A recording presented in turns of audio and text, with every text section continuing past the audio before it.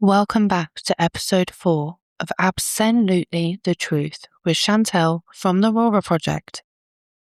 Can we talk about school attendance for a minute? Because it has really getting under my skin lately. Those emails and letters that keep coming home from school, you know the ones I mean.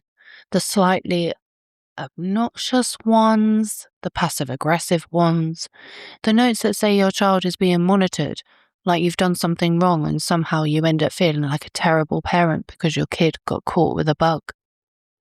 And I just wanted to say it out loud because it feels like no one is saying it plainly enough. No parent wants their child off school sick. No one. Not a single person is sitting there on a Tuesday morning thinking, oh, brilliant, let's do an illness today. This is not a lovely day at home. It is not restful. It is not convenient. It is chaos. It is trying to get a GP appointment. It's circling car parks for a space so you can get the medicine from the pharmacy.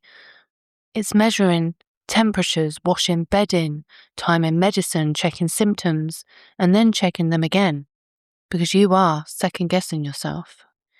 It's cancelling work. It's moving meetings. It's trying to figure out childcare when there is no childcare because your child is ill.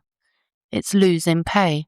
It's burning through annual leave that you were saving for something that actually meant to be nice. It's answering emails with one hand while you're cleaning up with the other. It's trying to keep your cool when someone is being sick on the sofa. That is what a day off looks like. So why do these messages land like an accusation?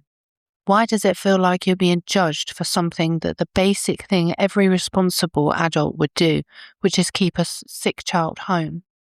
And what makes it worse is the mixed messages, because on one hand, schools will say, quite rightly, please do not send your child in if they are unwell.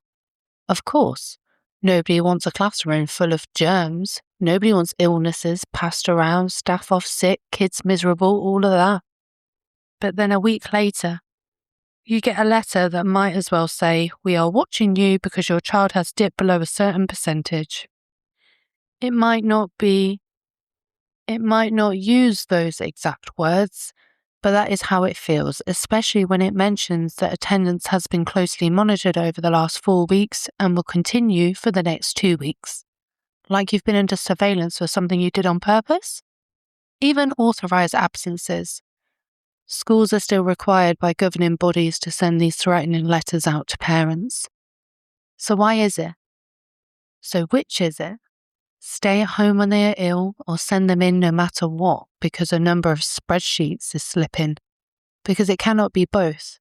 You cannot tell parents to be responsible and then punish them for acting responsibly. And then we have to talk about send families, because this is part that really stings.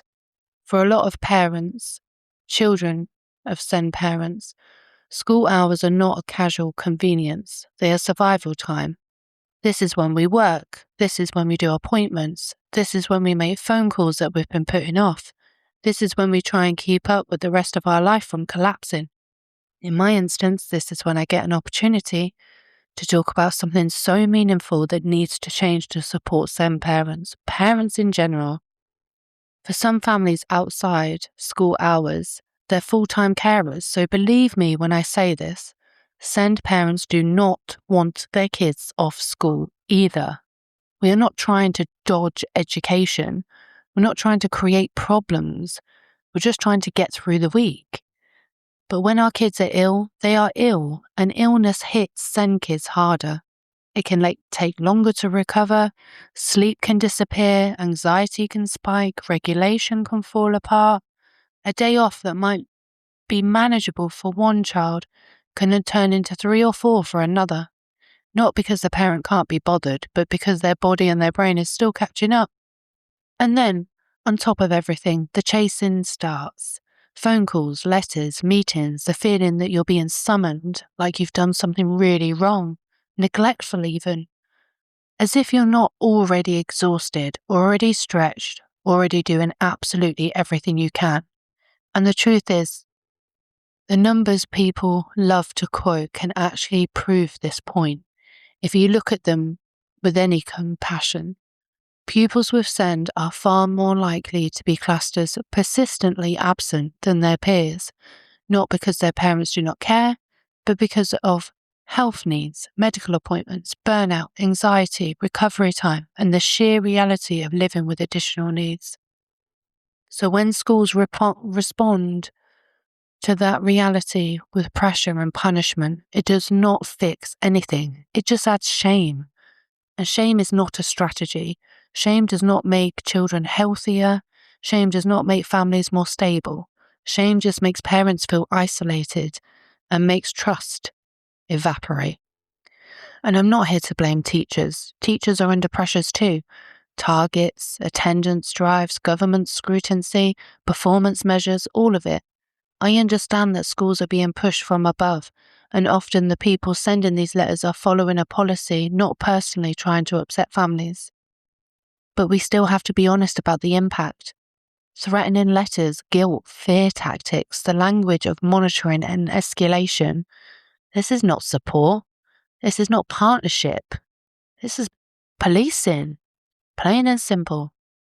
Imagine the same situation handed differently. Imagine a message that simply said, "We've noticed your child's been poorly recently. Are you okay? Is there anything the school can do to help?" Same information, same data, completely different feeling.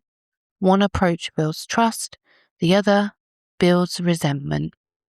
Parents or schools are meant to be on the same team.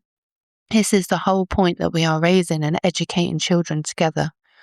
But right now, for so many families, it feels like we're being treated as we're trying to get away with something, instead of being treated like humans, managing reality. Because most parents are not skipping school for fun, we're juggling work, we are caring for sick kids, we're managing complex needs, we're running on fumes. We do not need a warning letter, we need understanding, we need flexibility, we need policy that recognises that health comes first and that families are statistics. In their eyes, not in reality. No one, absolutely no one, is keeping their child home for a laugh. So attendance policies should not make families feel criminalised for caring for their children. What's your thoughts on attendance policies? Have you had a difficult time lately? Let me know in the comments. Until next time, bye-bye.